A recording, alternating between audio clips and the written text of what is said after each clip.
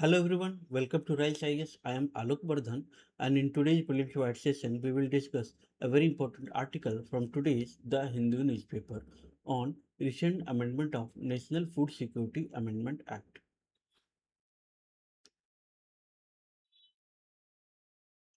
So,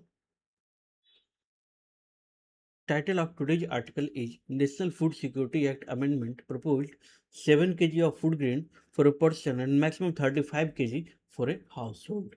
So,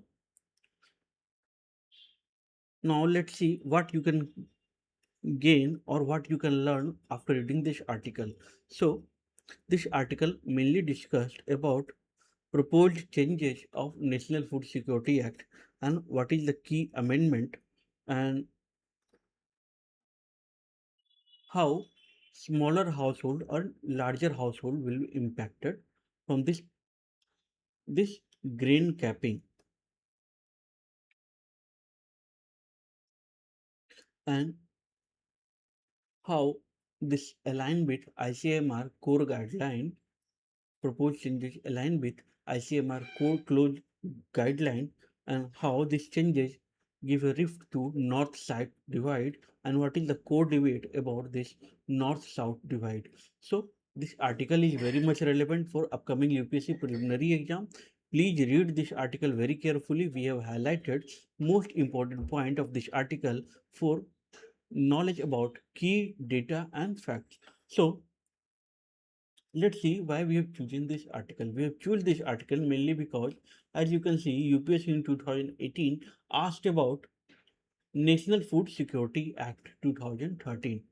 So this makes the news about food security and food and agriculture becomes very much important or relevant for upcoming UPSC preliminary exam. So any news about food and agriculture sector become relevant or crucial for preliminary exam. So please read this article very carefully and answer both questions. One PYQ and one question given by our team in our comment section. So let's start today's discussion with context of this article. So Union Food and Public Distribution Department released a draft amendment to National Food Security Act 2013 and proposing changes in food grain allocation for Antyodaya Anna Yojana. You must know that Antyodaya Anna Yojana is a food distribution scheme. So recent changes proposed changes in food grain allocation for Antyodaya Anna Yojana beneficiary, and this proposal is in a draft stage and currently under public consultation process before being introduced in Parliament.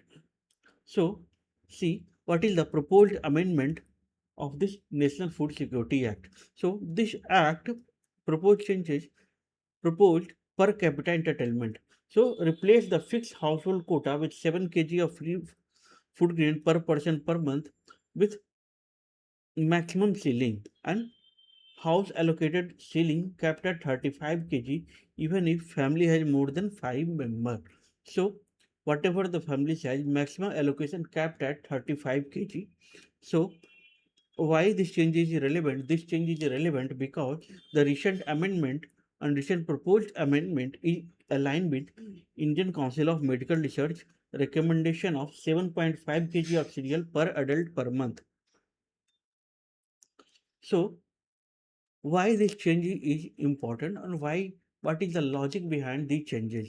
So these changes correct inequity between smaller Antyodaya Anna Yojana household which received higher per capita benefit while larger family received less than 5 kg entitlement for priority household. So this changes correct inequities between small Antyodaya Yojana household and larger Antyodaya Yojana household.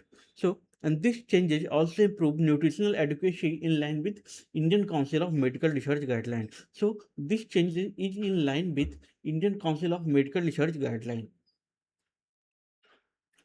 So, let's see about National Food Security Act 2030. So, National Food Security Act is a right-based law which makes food security a legal entitlement. and which coverage of this scheme is 75% of the rural and 50% of the urban population covered under this scheme. And identification of beneficiary is based on census 2011 data. See who is the now we'll see who is the beneficiary of this scheme. So key beneficiary of this scheme is Antyodaya Anna Yojana scheme is poorest household, and priority household for this sector is 5 will get 5 kg food grain per person per month, and at the central issue price rice at the rate of 3 rupee per kg, wheat at the rate 2 rupee per kg, and coarse grain at the rate 1 rupee per kg. Then how this scheme provide nutritional support?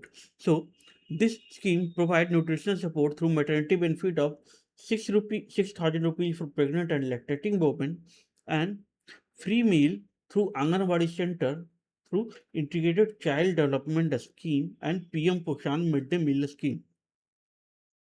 So this scheme is relevant for providing free free meal through Anganwadi center through Integrated Child Development Scheme and PM Poshan Midday Meal Scheme. So please attempt this question. This question is highly relevant for upcoming preliminary exam, because as you have seen, this about national food security is a core sub theme for UPSC preliminary exam. So thank you for attending today's session. Please, for complete PDF, you can visit our website. And for further preparation, please visit our website and YouTube channel. Thank you.